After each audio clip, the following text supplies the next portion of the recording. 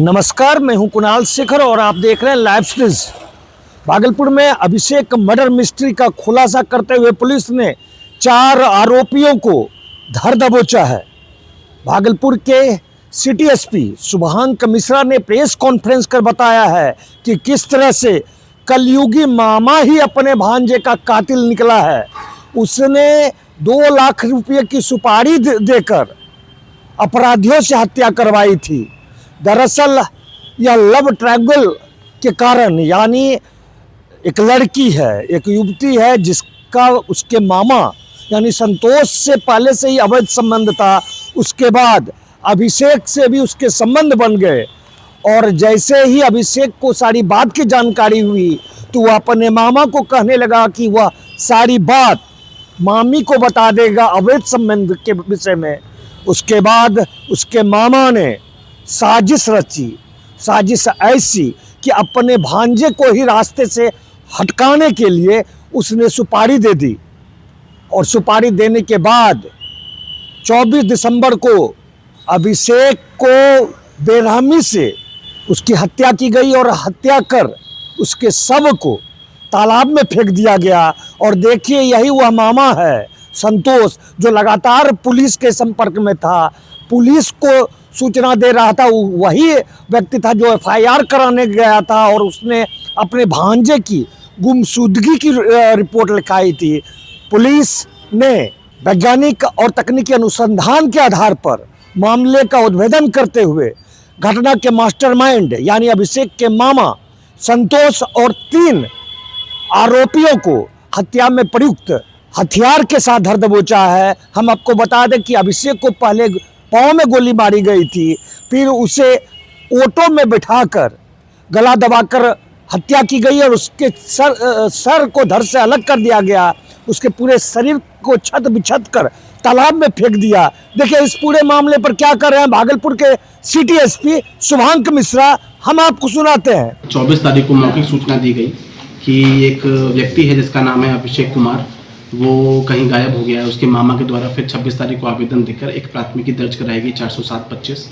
इसके पश्चात जब इसमें काम किया गया और जो भी उसके तकनीकी रूप से हम लोगों ने उसका लोकेशन पता लगाने का कोशिश किया, उसके बाद मानवीय कुछ सूत्र पता चले, उसको हम लोग फॉलो करते हुए जब पहुँचे तो उसका 2 व्यक्तियों की गिरफ्तारी हुई। 2 व्यक्ति जो उसके साथ बातचीत करते थे, जिनका नाम था ऋतिक कुमार और दूसरा था राधे कुमार मंडल। इन लोगों से जब गहन रूप से पूछताछ करी गई तो उनके द्वारा यह बात बोली गई कि उस व्यक्ति को पैर में गोली मारकर उसको किसी पोखर में डाल दिया है। जब पोखर से जाकर हम लोगों ने शव निकाला तो देखा कि उसका जो सिर है वो धड़ से अलग किया हुआ था, दोनों पैर काटे हुए थे, पैर में गोली भी मारी हुई थी। तो उस समय सिर और पैर नहीं मिल पाए थे, परंतु प्रयास करके 24 घंटे के पश्चात वहाँ से सिर और पैर भी बरामद किए गए हैं। इन दोनों लोगों की निशानदेही के पश्चात एक और व्यक्ति आयुष कुमार की मुंगेर जिले से गिरफ्तारी हुई है और इसके जो मामा हैं वही इसमें मुख्य जो ऑर्केस्ट्रेटर है, जिसने पूरा का पूरा घटना को प्लान करके अंजाम दिलवाया है इन तीनों लोगों से। जो मुख्य कारण सामने आ रहा है, तो जो मामा का एक अवैध संबंध था एक महिला के साथ, वो महिला आयुष के साथ भी संपर्क में, अभिषेक के साथ भी संपर्क में आई थी।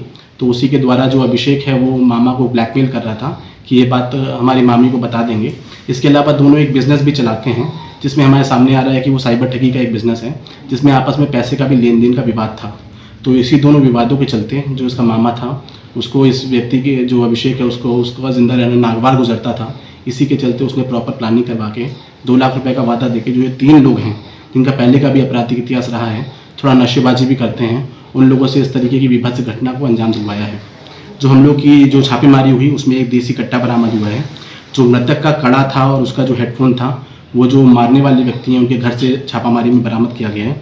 जो सीएनजी टेम्पो है जिसमें गोली मारने की बात सामने आई है, वो टेम्पो भी बरामद हो गया, उसमें खून के छींटे भी मिले हैं। जिस जगह पर इन लोगों ने बॉडी को काटा है उस जगह पर एफएसएल टीम ने जाकर जो खून के धब्बे हैं और जो छींटे पड़ी हुई हैं उन सबको बरामद किया है, उन सबको एफएसएल जाँच के लिए भेजा गया है। इसके अलावा जो लोग गिरफ्तार हुए हैं वो 4 लोग हैं।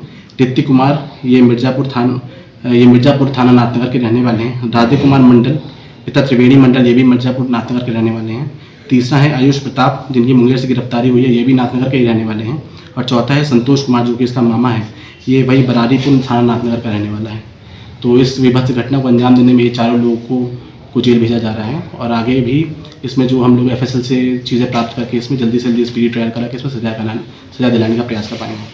सर 24 को घटना हो चुकी थी, उसके बाद मामा के द्वारा सूचना दी गई है और सूचना मौखिक रूप से दी गई। जब उनको आवेदन देने के लिए कहा गया तो वो घबरा रहा था क्योंकि वो जानता था कि वो गलत है, तो उसने लिखित रूप से कोई भी थाने को सूचना नहीं दी। हम लोग काम करने में 24 तारीख से ही लग गए थे, लेकिन काम जो मेन आवेदन देके जो केस दर्ज कराया गया वो 26 तारीख को दर्ज कराया गया। लव ट्रायंगल में जिस तरह से कलयुगी मामे ने अपने ही भांजे की हत्या करवा दी, उसके बाद पूरे भागलपुर में चर्चा का बाजार गर्म है।